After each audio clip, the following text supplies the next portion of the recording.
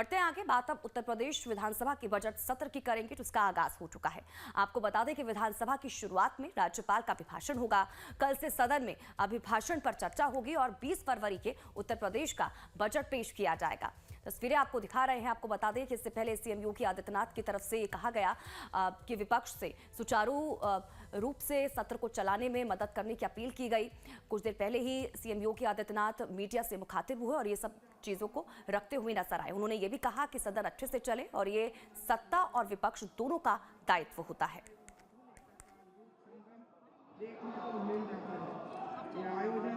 जहां एक और अनेकता में एकता को दर्शाता है, वहीं दूसरी ओर समता व समरसता का संदेश भी देता है, जिससे एक भारत श्रेष्ठ भारत की अवधारणा साकार हो रही है। अब तक लगभग 53 करोड़ से अधिक श्रद्धालु जन पावन त्रिवेणी में आस्था की पवित्र लूट में लगा चुके हैं। मौनी अमावस्या की एक दुर्भाग्यपूर्ण घटना से हम सभी अत्यंत दुखी हैं। इसमें कुछ श्रद्धालु गंभीर रूप से घायल हो गए, जिसमें से कुछ श्रद्धालुओं की दुखद मृत्यु भी हुई। समय काल प्रवलित हुए ऐसे पुण्य आत्माओं के प्रति मेरी विनम्र श्रद्धांजलि तथा उनके शोक संतप्त परिजनों के प्रति मैं संवेदना व्यक्त करती हूँ। अंत्योदय से सर्वोदय मेरी सरकार का मंत्र है। समाज के अंतिम पायदान पर खड़े आर्थिक दृष्टि से सबसे कमजोर परिवारों को विकास की मुख्य धारा में लाने के लिए सरकार ने गांधी जयंती के अवसर पर 2 अक्टूबर 2024 से जीरो पॉवर्टी अभियान की शुरुआत की है। योजना के अंतर्गत प्रत्येक ग्राम पंचायत से निर्धन परिवारों को चिन्हित करते हुए उनकी बुनियादी आवश्यकताओं की पूर्ति करने के लिए आवश्यक कदम उठाए जा रहे हैं। सरकार का यह प्रयास है कि इन परिवारों को ऐसी आर्थिक गतिविधियों के साथ जोड़ा जाए जिससे प्रति वर्ष कम से कम रुपया 1,25,000 की आमदनी सतत तरीके से हो सके। भारत सरकार में प्रस्तुत बजट वर्ष 2025-26 में विकसित भारत की परिकल्पना भी जीरो पॉवर्टी को पहले स्थान पर रखा है।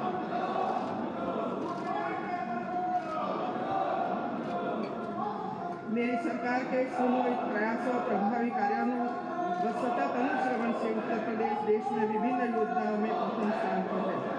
मेरी सरकार के अथक प्रयासों से उत्तर प्रदेश धार्मिक, आध्यात्मिक एवं सांस्कृतिक आयोजनों तथा पर्यटकों को आकर्षित करने में देश में शीर्ष स्थान पर है। प्रधानमंत्री आवास योजना के अंतर्गत आवास निर्माण में उत्तर प्रदेश देश में प्रथम स्थान पर है। प्रधानमंत्री किसान सम्मान निधि योजना के क्रियान्वयन में उत्तर प्रदेश देश में प्रथम स्थान है। प्रधानमंत्री उज्ज्वला योजना में 1,85 लाख गैस कनेक्शन देकर उत्तर प्रदेश देश में प्रथम स्थान पर है।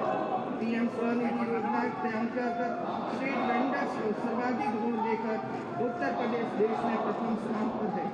स्वच्छ भारत मिशन में स्वच्छ शौचालय निर्माण कर उत्तर प्रदेश देश में प्रथम स्थान पर है। महिलाओं के विरुद्ध अपराधों में सजा दिलाने में उत्तर प्रदेश देश में प्रथम है। ईज ऑफ डूइंग बिजनेस में उत्तर प्रदेश एचीव स्टेट बना हुआ है। 9 लाख से अधिक सूक्ष्म लघु तथा मध्यम उद्योगों की स्थापना कर उत्तर प्रदेश देश में प्रथम स्थान पर रहा है। प्रधानमंत्री जनधन योजना के अंतर्गत उत्तर प्रदेश में 9 करोड़ 57 लाख खातों के साथ देश में प्रथम स्थान पर है। प्रधानमंत्री सुरक्षा बीमा योजना के अंतर्गत 6 करोड़ 52 लाख नामांकन से साथ उत्तर प्रदेश देश में प्रथम स्थान पर है। प्रधानमंत्री जीवन ज्योति बीमा योजना के अंतर्गत 2 करोड़ 28 लाख नामांकन के साथ उत्तर प्रदेश देश में प्रथम स्थान पर है। अटल पेंशन योजना के अंतर्गत 1 करोड़ 12 लाख नामांकन के साथ उत्तर प्रदेश देश में प्रथम स्थान पर है। अयोध्या में आयोजित उत्सव 2024 25 लाख 12,000 दीप प्रज्वलित कर पुनः गृहिणी को अभियान दर्ज कराया।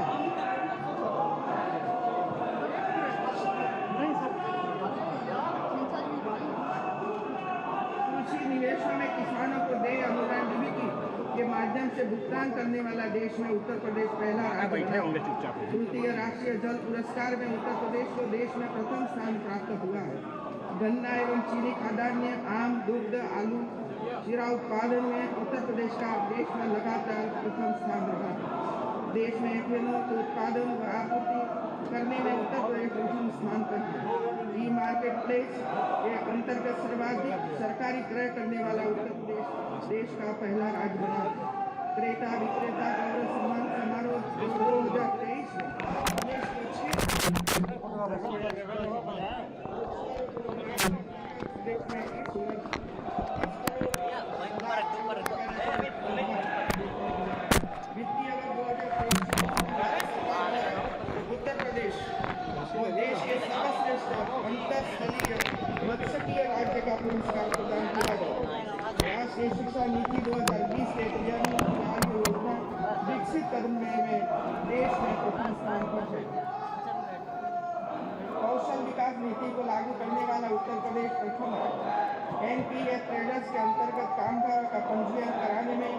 उत्तर प्रदेश के प्रथम स्थान पर। भारत सरकार द्वारा आयोजित India smart cities award contest 2022 में विभिन्न श्रेणियों में उत्तर प्रदेश को कुल 10 पुरस्कार प्राप्त हुए। इसके अतिरिक्त भारत सरकार द्वारा 9 स्मार्ट सिटी एक्सपो में कानपुर को पालिका स्पोर्ट्स स्टेडियम के आधुनिकीकरण व विकास कार्य हेतु best heritage and historic architecture and landmark presentation award प्राप्त हुआ। माननीय सदस्यगण, वर्ष 2025 हम सभी के लिए एक नई प्रेरणा लेकर आया है। इस वर्ष भारतीय संविधान ने 75 वर्ष की अपनी गौरवशाला यात्रा पूरी की। इस अवसर पर मैं सभी संविधान की रचना कर यह सुनिश्चित किया है कि हमारी विकास यात्रा न्याय, समता और बंधुता पर आधारित है। भारतीय गणतंत्र का एक अमृत वर्ष हमारे लिए संविधान के मूल्यों को संरक्षित करने के साथ ही आज़ादी के अमृत काल में एक सशक्त और समृद्ध उत्तर प्रदेश बनाने की दिशा में हमारे प्रयासों को और मजबूत करने वाला होगा। गणतंत्र के अमृत वर्ष में सरकार द्वारा अनेक कार्यक्रम आयोजित किए जा रहे हैं। विगत 9 अगस्त 2024 से स्वाधीनता संग्राम के प्रेरक अध्याय काकोरी ट्रेन एक्शन का शताब्दी वर्ष भी मनाया जा रहा है। 2025 का ये वर्ष जनजातीय गौरव वर्ष के रूप में भी मनाया जा रहा है। मैंने आपके समक्ष सरकार की प्रमुख विकासोन्मुखी नीतियों एवं जन कल्याणकारी योजनाओं की संक्षिप्त रूपरेखा प्रस्तुत की है।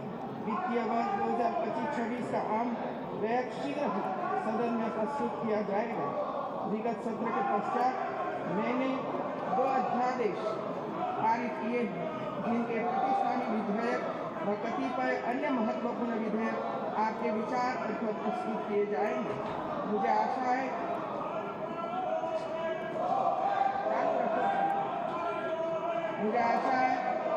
नहीं अपनी को पूर्ण विश्वास है कि सभी माननीय सदस्यगण प्रदेश की आम जनता के व्यापक हित में मेरी सरकार का सहयोग कर जन आकांक्षाओं को पूरा करने में अपना बहुमूल्य योगदान करेंगे। वही सदन की उच्च गरिमा व पवित्रता बनाए रखेंगे। इन्हीं शब्दों के साथ मैं आपके स्वस्थ एवं सुखद जीवन की मंगल कामना करते हुए आपको हार्दिक धन्यवाद देती हूँ कि आपने मुझे अपने मध्य आने और सरकार के कार्यकलापों को प्रस्तुत करने का सुअवसर प्रदान किया।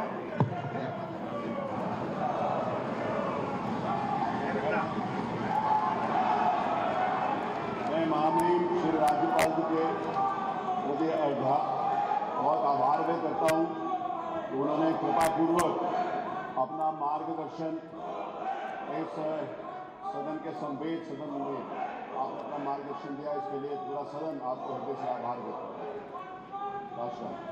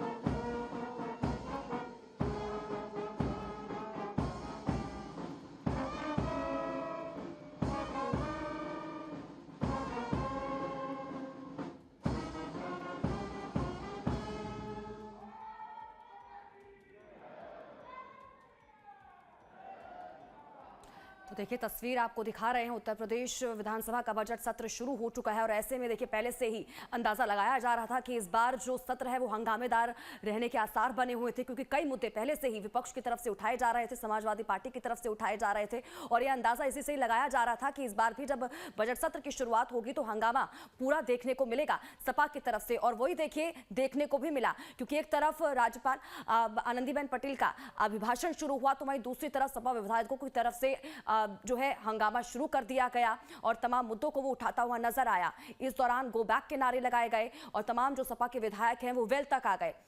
तो ये तस्वीरें आपको दिखा रहे हैं। एक तरफ देखिए उत्तर प्रदेश विधानसभा के बजट सत्र की शुरुआत हो चुकी है। 20 फरवरी को बजट पेश किया जाएगा। आज राज्यपाल का अभिभाषण हुआ, लेकिन ऐसे में विपक्ष की तरफ से लगातार हंगामा देखने को मिला। और ये तस्वीर तो देखिए उसी तरफ साफ हो गई थी जब इससे पहले जो विधानसभा की कार्रवाई है वो शुरू होने से पहले ही जो समाजवादी पार्टी के जो विधायक हैं वो साइकिल पर सवार होकर अस्थि कलश लेकर पहुंचे थे। कोई हाथों में बेड़िया पहनकर पहुंचा था और इस दौरान तमाम मुद्दों को इसके जरिए उठाया जा रहा था कि जिस तरह से अमेरिका में भारतीयों को लेकर जिस तरह से अपमान किया गया, उनको इस तरह से वापस भारत लौटाया गया हाथों में बेड़िया लगाकर, पैरों में जंजीरों के साथ, तो ये मुद्दा भी कहीं ना कहीं उठाया गया और वही तस्वीर कहीं ना कहीं अंदर भी देखने को मिली। ये तस्वीरें आपको लगातार दिखा रहे थे कि किस तरह से पहले दिन ही विपक्ष की तरफ से तमाम मुद्दों को लेकर हंगामा देखा गया। तो उत्तर प्रदेश विधानसभा के बजट सत्र की शुरुआत हो चुकी है। 20 फरवरी को उत्तर प्रदेश का बजट पेश किया जाएगा। आज आनंदीबेन पटेल की तरफ से अभिभाषण दिया गया, लेकिन इस बीच विपक्ष की तरफ से लगातार हंगामा भी किया गया। ये तस्वीरें लगातार आपको दिखा रहे हैं। तमाम विधायक अंदर मौजूद हैं।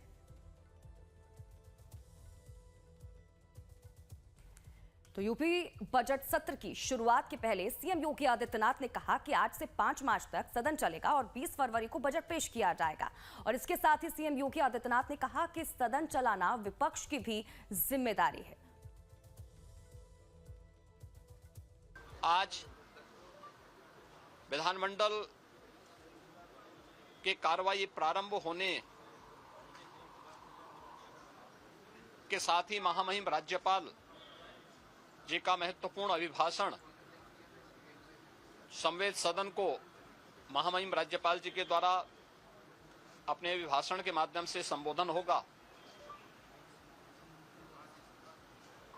इसके उपरांत कल से महामहिम राज्यपाल के भाषण पर सदन में चर्चा भी होगी। 20 फरवरी को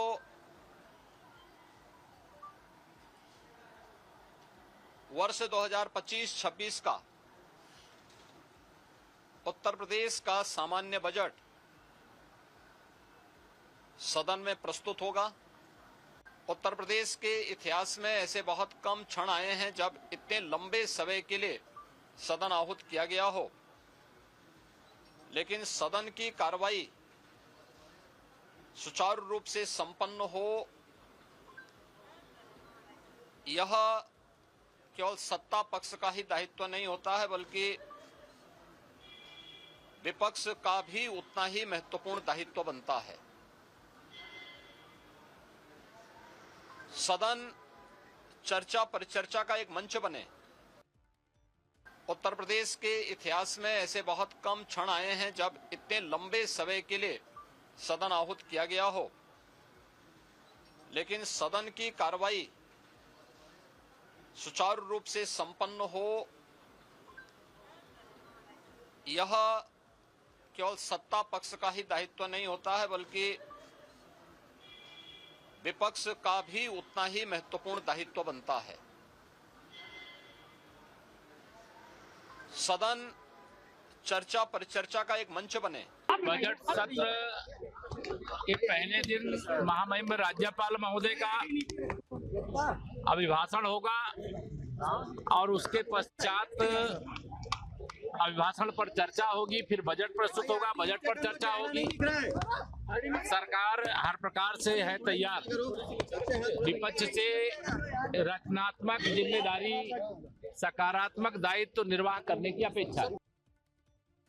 इस बार के बजट सत्र में खास बात आप देखेंगे, ये 2017 से लगातार बजट का आकार बढ़ रहा है। प्रदेश का इंफ्रास्ट्रक्चर पूरे राष्ट्र में नंबर 1 का तेजी के साथ प्रगति की ओर उत्तर प्रदेश बढ़ रहा है।